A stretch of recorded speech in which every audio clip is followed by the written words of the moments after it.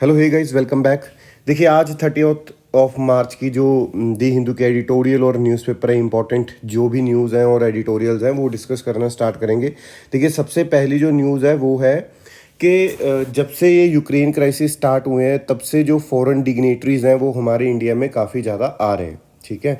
और इसमें जो रिसेंट जो चीज़ ये निकल के आ रही है कि जो रशिया के फॉरेन मिनिस्टर हैं जिनका नाम है लावरोव, वो विजिट पे थे इंडिया की। तो उसी टाइम पे जो बिडेन एडमिनिस्ट्रेशन है उन्होंने अपने चीफ स्ट्रेटजिस्ट को भेजा है और वो बात करेंगे sanctions against Russia for the war in the Ukraine.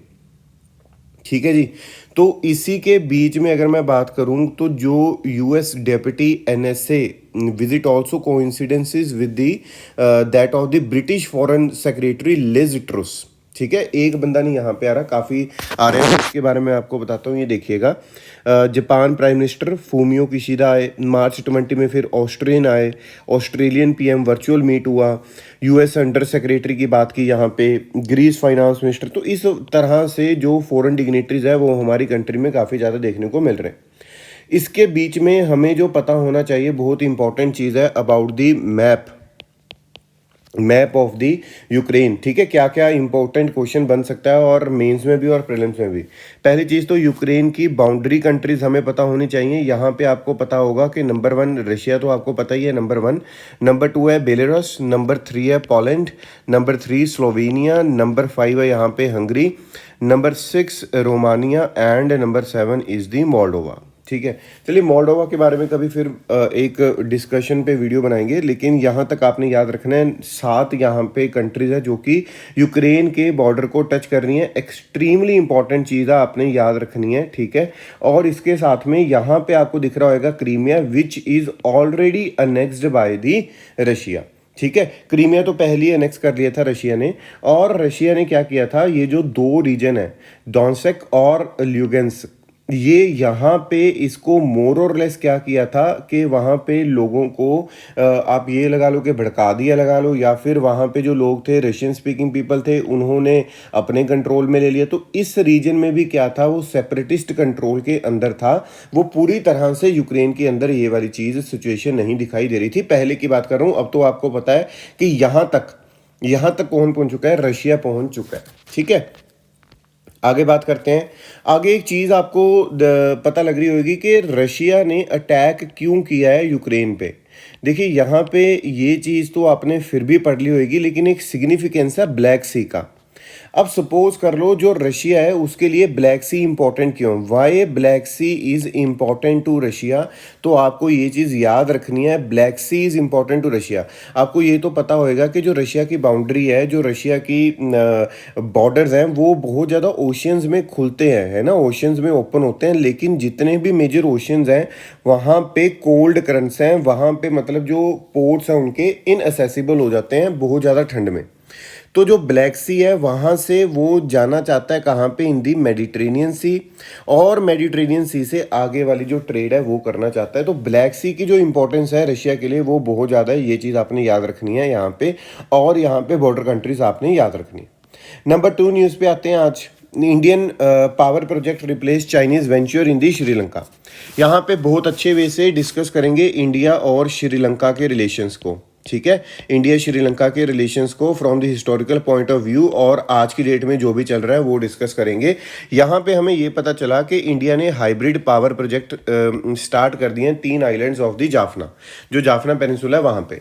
तो ये जो प्रोजेक्ट्स हैं पहले चाइना बनाने की कोशिश कर रहा था। जिस टाइम पे ये बात पता चलती है इंडिया को, तो वो उसी टाइम से जो अपनी रेलिवेंस है, जो अपनी प्रोग्रेस है वहाँ पे दिखाना स्टार्ट करता है। और उसको पता है क्योंकि कि जो जाफना है वो जस्ट 50 किलोमीटर दूर है तमिलनाडु से, है ना, जो कि पाक बे में है। तो उसमें हमें ये था कि एक थ्रेट हम बोल सकते हैं, डिफेंस पैक्ट, मतलब जो एक थ्रेट के तौर पे हम ले सकते थे। तो इस वजह से हमने जल्दी जल्दी से वहाँ पे पावर प्रोजेक्ट को काम करना उस पर स्टार्ट कर दिया। अगर हम यहाँ पे बात करें इंडिया और श्रीलंका के रिलेशंस की, मैं अगर प्री इंडिपेंडेंस की बात करूँ तो आपको पता ही है रामायण का जो किस्सा है वो सबको पता है। Number 2 advent of Buddhism. ठीक है, है।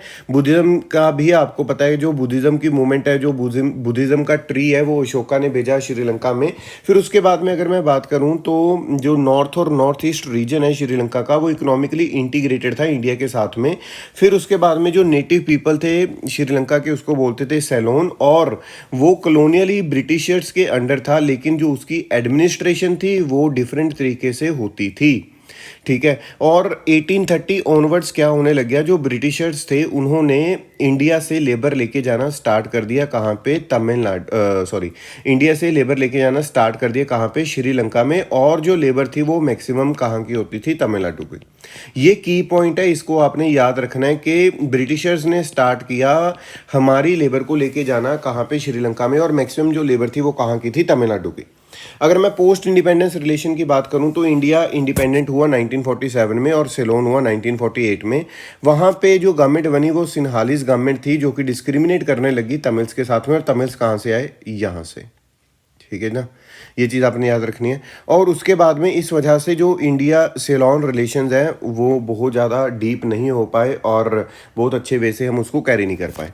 फिर ये जो गवर्नमेंट थी उसने मना कर दिया कि ये जो तमिल्स आए थे, जो ब्रिटिशर्स लेकर आए थे उस टाइम पे, कि इनको मैं स्टेट सिटीजनशिप नहीं दूंगा। ठीक है। और यहाँ पे पता चला कि जो तमिल डोमिनेंस था पब्लिक सर्विसेज में, वो भी एंड करने की कोशिश की, जो कि ये गवर्नमेंट थी। फिर उसके बाद में इतना डिस्क्रिमिनेशन देखने के बाद में 1964 में एक पैक्ट होता है जिसका नाम था शास्त्री सिरीमावो पैक्ट। इस पैक्ट में बोला गया कि कुछ 3 लाख इंडियन तमिल्स को, जो कि ब्रिटिशर्स लेकर गए थे एज अ लेबर, जिन्होंने वहाँ पे डेवलपमेंट भी किया, उनको क्या दिया जाएगा? सिटीजनशिप दे दी जाएगी। और इंडिया ने बोला कुछ लोगों को हम भी वापस लेकर आएंगे। लेकिन जो वापस लेके आने वाला काम था वो कभी भी कंप्लीट नहीं हो पाया टिल 1988। फिर उसके बाद में अगर मैं बात करूँ 1971 की इंडो पाक वॉर, थोड़ी डिफरेंसेस यहाँ पे देखने को मिले। इंडिया का जो टिल्ट था वो यूएसएसआर की तरफ था, जो श्रीलंका का हो गया वो यूएसए की तरफ हो गया। फिर उसके बाद में एक जयवर्धने करके जो आते हैं, उन्होंने लिबरल और ओपन इकॉनमी के लिए काम किया।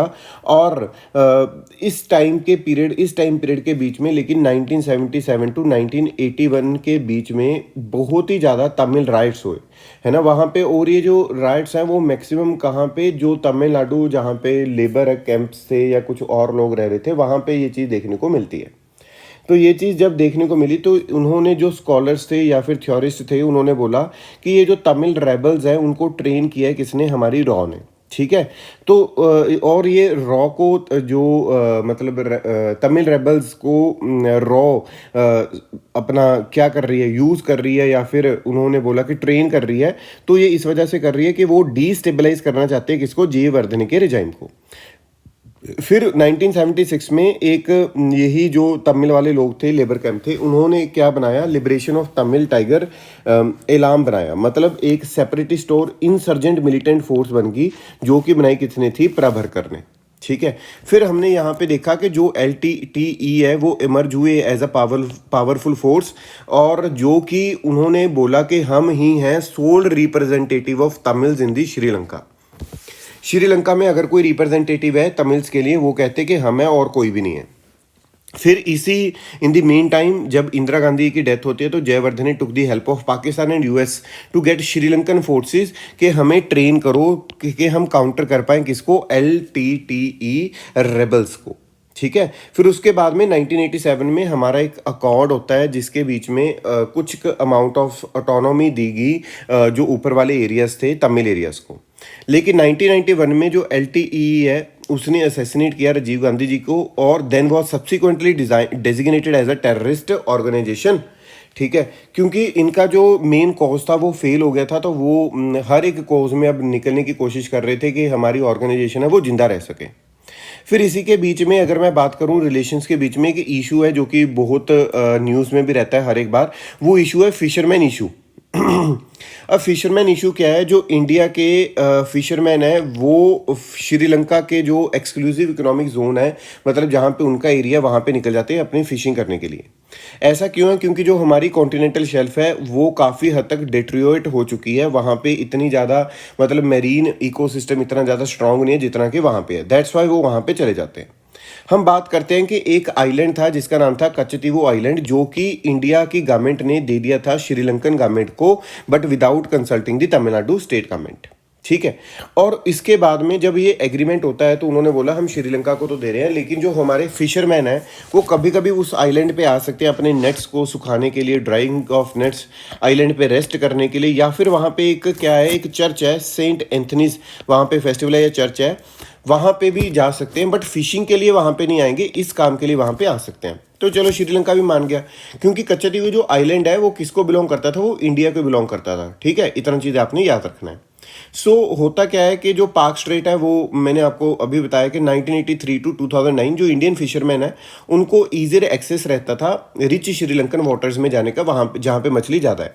लेकिन अब जो सिचुएशन है वो हैविली, मतलब पहले क्या था कि वहाँ पे गार्ड नहीं होते थे, लेकिन अब गार्ड बहुत ज़्यादा है। तो अब होता क्या है, फ्रॉम दी 2009 जब भी कोई इस तरह से हमारा फिशरमैन जाने की कोशिश करता है कि मैं वहाँ पे मछली पकड़ के लेकर आऊँगा करके, तो वहाँ पे जो श्रीलंका की नेवी है वहाँ पे मार भी देती है या फिर उनको पकड़ के लेके जाती है। कई बार ये क्या करते हैं हमारे वाले फिशरमैन, वो बोलते हैं हमने कच्चतीवो आइलैंड पे जाना है, और वो कहते हैं कि क्या करने जाना, वो कहते हैं कि हमने चर्च में मत्था टेकने जाना है। तो इस तरह की जो सिचुएशन है वो भी देखने को मिलती है, लेकिन इन चीज़ों की वजह से जो प्रॉब्लम्स है वो क्रिएट हुई हुई हैं आज की डेट में भी कच्चतीवो आइलैंड की वजह से, या फिर आप लगा लो कि वहाँ पे जो श्रीलंकन वाटर्स हैं अगर वहाँ पे हमारे वाले फिशरमैन जाते हैं, दैट्स वाई। क्योंकि श्रीलंकन अथॉरिटीज़ ये बोलती हैं अगर जो इंडियन वाले फिशरमैन हैं वो बहुत बड़े हैं और वो उनके पास बड़े बड़े ट्रॉलर्स हैं, तो अगर वो सारा कुछ लेकर जाएंगे तो जो लाइवलीहुड है श्रीलंकन फिशरमैन का उसका क्या होगा। तो इसका वे फॉरवर्ड क्या है, एक तो जो ओशन डेवलपमेंट और मिनिस्ट्री ऑफ एग्रीकल्चर है उसको कुछ ऑल्टरनेटिव लाइवलीहुड ढूंढना चाहिए टू फिशिंग इन दी पाक बे। ठीक है, जो वहाँ के फिशरमैन है, कमेटी बननी चाहिए जो दोनों की तरफ से हो। ठीक है, एक ड्राफ्ट आया था कोविड-19 पैंडेमिक के टाइम पे, लेकिन उसको आगे नहीं बढ़ाया गया। ठीक है, और जो सोल्यूशन मतलब इतने ज़्यादा 2016 से चल भी रहा है, लेकिन सोल्यूशन अभी तक फाइनलाइज नहीं हुआ है। तो अभी कुछ सर्कमस्टांसेस ऐसे बन सकते हैं जिसमें सोल्यूशन निकलता हुआ दिखाई देगा। अगर हम बात करें कच्चतीवो आइलैंड इशू की, या फिर कच्चतीवो आइलैंड है क्या, एक स्मॉल आइलैंड है, मैंने आपको पहले बताया, about 10 miles north east of the Rameswaram. ठीक है, और क्या है कि जब जमींदारी सिस्टम अबॉलिश किया गया तो कच्चतीवो जो आइलैंड है वो प्रेसिडेंसी ऑफ मद्रास का पार्ट बन जाता है। लेकिन Katchatheevu disputed territory between the Ceylon and the British. ठीक है, और कोई भी एग्रीमेंट नहीं हुआ था इस पे, तो इसको बायलेटरली हमने रिजॉल्व किया, और हमने रिजॉल्व क्या कर दिया कि कच्चतीवो आइलैंड हमने प्रोवाइड कर दिया किसको, अपने श्रीलंका को। लेकिन वहाँ पे कंडीशन लगा दी कि जो हमारे फिशरमैन है वो आ जा सकते हैं और उनको कोई भी वीज़ा रिक्वायर्ड नहीं रहेगा। So this is about the Indo Sri Lanka relations and the Katchatheevu island. Number 3, rhino population up by 2000। ये मैंने 2-3 दिन पहले जब से हमने ये दोबारा से स्टार्ट किया है तब भी बताया था राहाइनोस के बारे में। देखिए जो हमारा इंडिया है वहाँ पे ग्रेटर वन हॉर्न राहाइनो मिलता है, और इसकी 5 डिफरेंट स्पीशीज़ हैं। एक ब्लैक राहाइनो है, एक वाइट राहाइनो है, जो जावा राहाइनो है और सुमात्रा राहाइनो है, मतलब ये भी एशिया का पार्ट हो गया। तो अगर हम बात करें कि राहाइनोज एशिया में 3 तरह के मिलते हैं। नंबर 1 जो हमारे इंडिया में मिल रहा है ग्रेटर वन हॉर्न राहाइनो, एक हो गया जावा, एक हो गया सुमात्रा, और एक हो गया वन हॉर्न राहाइनो जो कि हमारे यहाँ पे मिलता है। जो जावा वाला है एक्सट्रीमली इंपॉर्टेंट, इसका स्टेटस क्या है, क्रिटिकली इंडेंजर्ड है। और अगर मैं सुमात्रा वाले की बात करूँ वो एक्सटिंक्ट हो चुका है। अगर हम ग्रेटर वन हॉर्न राहिनो की बात करते हैं तो वो इंडिया में मिलता है। Only the greater one horn rhino is found in the India, और इंडिया में ही नहीं, मतलब कि इंडिया में मिलता है, और लार्जेस्ट राहिनो स्पीशीज़ है। इसके सिर के ऊपर एक सिंगल ब्लैक हॉर्न रहता है। ठीक है, इसका हैबिटेट क्या है, Indo Nepal Terai region, northern West Bengal, Assam हो गया। हमारे इंडिया में ये मेनली मिलता है असम में, वेस्ट बंगाल में और उत्तर प्रदेश में। यहाँ पे अगर मैं बात करूँ सबसे ज़्यादा कहाँ पे मिलेगा, काजीरंगा नेशनल पार्क में, जो असम में है, कि वहाँ पे आपको सबसे ज़्यादा राहिनो देखने को मिलेगा जो नंबर है। लेकिन अगर हम डेंसिटी वाइज देखें कि सबसे ज़्यादा डेंसिटी कहाँ पे है, ठीक है, वो है पाबीतोरा वाइल्ड लाइफ सेंचुरी में, क्योंकि उसका जो स्पेस है, उसकी जो मतलब लैंड है वो कम है, इस वजह से वहाँ पे नंबर ज़्यादा है, तो वहाँ पे डेंसिटी ऑफ दी अपना one horn rhino is maximum. और कहाँ कहाँ पे मिलता है, काजीरंगा नेशनल पार्क हो गया number 1, number 2 Pobitora, number 3 Rajiv Gandhi Orang national park, number 4 यहाँ पे फिर काजीरंगा आ गया, और ये आ गया मानस, नंबर 4 मानस नेशनल पार्क। तो यहाँ पे लिखा हुआ है कि अबाउट 2400 ऑफ देम यहाँ पे रहता है काजीरंगा में। इसका जो स्टेटस है वो वल्नरेबल है, साइट्स के अपेंडिक्स 1 में डाल रखा है, मतलब इसकी जो ट्रेड करनी है वो मतलब नामुमकिन ही है, ट्रेड को रोका जा रहा है। एक्सपोर्ट इंपोर्ट नहीं करना, कमर्शियल पर्पस के लिए आप नहीं यूज़ कर सकते। और यहाँ पे हमें क्या देखने को मिला, वाइल्ड लाइफ प्रोटेक्शन शेड्यूल 1 में डाला हुआ है, मतलब जो आपने प्रोटेक्शन टाइगर को दी हुई है वही सेम प्रोटेक्शन हमने किसको दी हुई है, हमारे वन हॉर्न राइनो को। नंबर 4 आज के एडिटोरियल में बात करते हैं, bridging the bay in quest of stronger BIMSTEC. जो कल बात की थी वही आज एडिटोरियल है, लेकिन चलो हम पढ़ते हैं फिर भी। देखिए यहाँ पे लिखा हुआ है जो श्रीलंका है वो गेयर अप हो रही है कि वो जो लास्ट वो चीज़ है 5th डे है बिम्स्टेक का, उसकी समिट को देखने के लिए। ये जो समिट है इसमें एक्सपेक्टेड क्या है कि हम बिल्ड करेंगे कुछ रिक्वायर्ड मोमेंटम ऑफ कोलैबोरेशन के, भूटान में, बांग्लादेश में, ये सारे जो टीम वर्क है उसके लिए हम काम करेंगे। और यहाँ पे उन्होंने बोला है कि भाई हम सपोर्ट और कमिटमेंट इंडिया से मतलब देख रहे हैं, बिम्स्टेक ने ये बोला है। और जो बिम्स्टेक है इंडिया के लिए इंपॉर्टेंट है क्योंकि आपको पता ही है हमने एक पॉलिसी चलाई हुई थी, नेबरहुड फर्स्ट पॉलिसी या फिर एक्ट ईस्ट पॉलिसी, जो कि बहुत इंपॉर्टेंट है। अगर मैं इंपॉर्टेंस एरिया की यहाँ पे बात करूँ तो री एमरजेंस अगर हमने करनी है इंडो पैसिफिक रीजन में तो ये बिम्स्टेक के जरिए हम कर सकते हैं। और जो बिम्स्टेक की वैल्यू है वो भी डे बाय डे इंक्रीज होती है, हमें यहाँ पे दिखाई दे रही है because of the geographical locations. ठीक है, abundant natural and human resources, rich historical linkages, तो बिम्स्टेक की इंपॉर्टेंस है। तो वहाँ पे अगर आता है रेलेवेंस ऑफ द बिम्स्टेक या फिर इंपॉर्टेंस ऑफ द बिम्स्टेक, आप बोल सकते हो कि इंपॉर्टेंस ऑफ द बिम्स्टेक यहाँ से भी दिखता है, ग्रेटर एप्रिसिएशन यहाँ से भी दिखता है कि एक अबंडेंट नेचुरल ह्यूमन रिसोर्सेज है, एक रिच हिस्टोरिकल लिंकेजेस है, कल्चरल हेरिटेज है for promoting deeper cooperation in the region. Need क्या है, नीड यही है कि अगर हम बात करें 2 major high growth centres of Asia, south and south east Asia में अगर मैं बात करूं वो ब्रिज का एक काम करता है, कनेक्टिविटी का काम करता है, peaceful prosperous sustainable Bay of Bengal region को रखने में काम करता है। So this is about the BIMSTEC. लेकिन हमें और एक्स्ट्रा क्या पता होना चाहिए इसके बारे में। बिम्स्टेक का जो हेडक्वार्टर है वो ढाका में है, बांग्लादेश, और ये बैंकॉक डिक्लेरेशन से बना था। अगर मैं इसी के तरह के एक और ऑर्गेनाइजेशन की बात करूं यहाँ पे गंगा मेकॉन्ग की, उसका जो हेडक्वार्टर है वो है वियंतने लाओ। ठीक है, तो ये चीज़ आपने याद रखनी है। नंबर 5 की तरफ चलता है, फेक न्यूज़ के बारे में एक न्यूज़ है, फेसबुक एंड फेक न्यूज़। ठीक है, तो इसमें ये डेटा में कुछ खास नहीं लिखा हुआ, लेकिन एक्स्ट्रा डेटा हमने पढ़ना है। सब कॉजेज क्या रहते हैं कि जो लोग हैं वो फेक न्यूज़ को फैलाते हैं। नंबर 1 है इरोजन ऑफ मीडिया एथिक्स। जो मीडिया के एथिक्स है वो खत्म हो चुके हैं क्योंकि उनको सिर्फ और सिर्फ क्या चाहिए, टीआरपी। टीआरपी के लिए वो कुछ भी करता है, कोई भी चीज़ को चला देता है और कोई भी किसी भी चीज़ पे बहुत दिनों तक डिस्कशन चलती रहती है बिना मतलब से।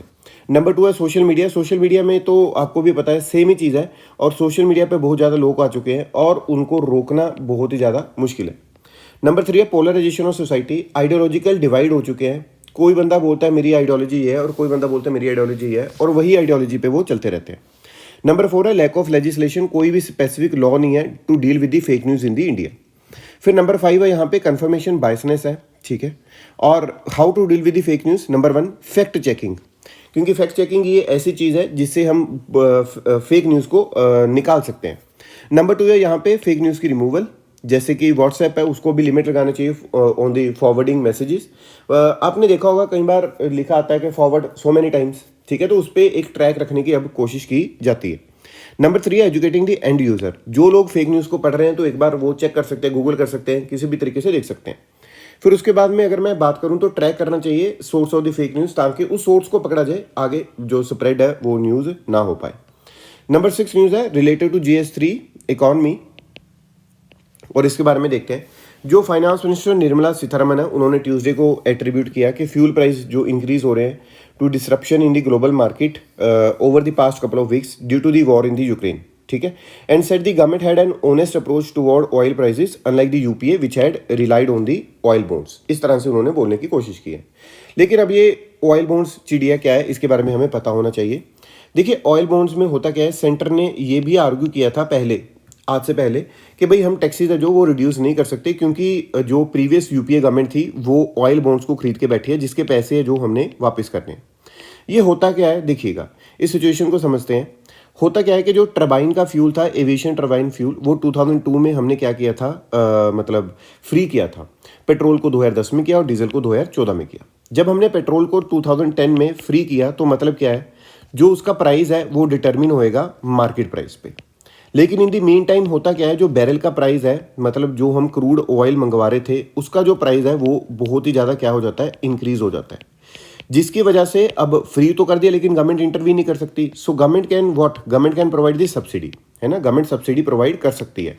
लेकिन गवर्नमेंट ने सोचा कि मैं कंपनी को अभी मतलब पेट्रोलियम कंपनी को अभी की अभी कोई भी सब्सिडी प्रोवाइड नहीं करूंगी, ठीक है। तो मैं क्या करती हूँ, एक बॉन्ड इशू कर देता हूँ और उस बॉन्ड पे बोल देता हूँ कि मैं इतना पैसा आपको दे दूंगा, जो कि सब्सिडी का पार्ट है, मतलब जो कि कम किए हुए पैसे का पार्ट है। अब एक एग्जांपल ये ले लो कि 100 रुपीज़ का पेट्रोल अगर उन्होंने बेचना था पर लीटर, तो सरकार ने बोला आप 70 रुपीज़ का बेचो और ये जो 30 रुपीज़ है हम आपको देंगे इन दी फॉर्म ऑफ बॉन्ड्स।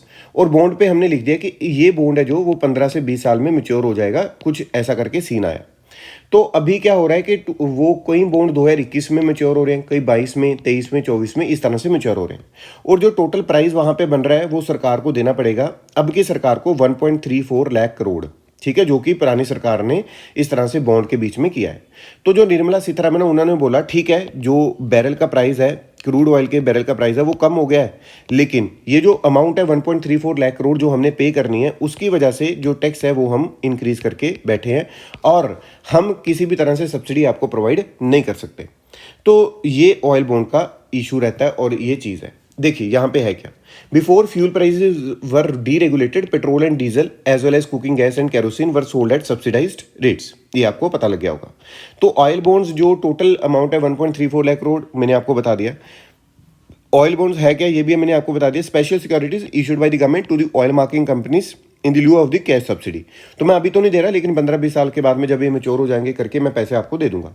तो इसकी जो रिडम्पशन पीरियड है, जो इसका मैच्योरिटी पीरियड है इन बॉन्ड्स का 2021 से लेकर 2026 तक का पीरियड है, ठीक है। और ये हुआ क्यों था, मैंने आपको पहले ही बताया, पहले रेगुलेटेड था, रेगुलेटेड मतलब सरकार बोलती थी इतने का बेचो, इतने का बेचो, इतने का ना बेचो। लेकिन अभी क्या देखने को हमें मिल रहा है, उन्होंने बोला कि इस तरह से हम आपको मतलब फ्री कर देंगे, और फ्री करने के बाद में सरकार ने बोला हम सब्सिडी तो नहीं देंगे अभी की डेट में कैश में, लेकिन हम आपको बॉन्ड दे देते हैं। सो आज के लिए इतना ही, और जो बहुत ज़्यादा कुछ इंपॉर्टेंट न्यूज़ नहीं थी। एक और एडिटोरियल आया था सेफ्रोनाइजिंग द एजुकेशन, उसको डिटेल में डिस्कस करेंगे, मे बी कल को बहुत अच्छे वे से उसको डिटेल में डिस्कस करेंगे। So keep subscribed our channel and thank you so much.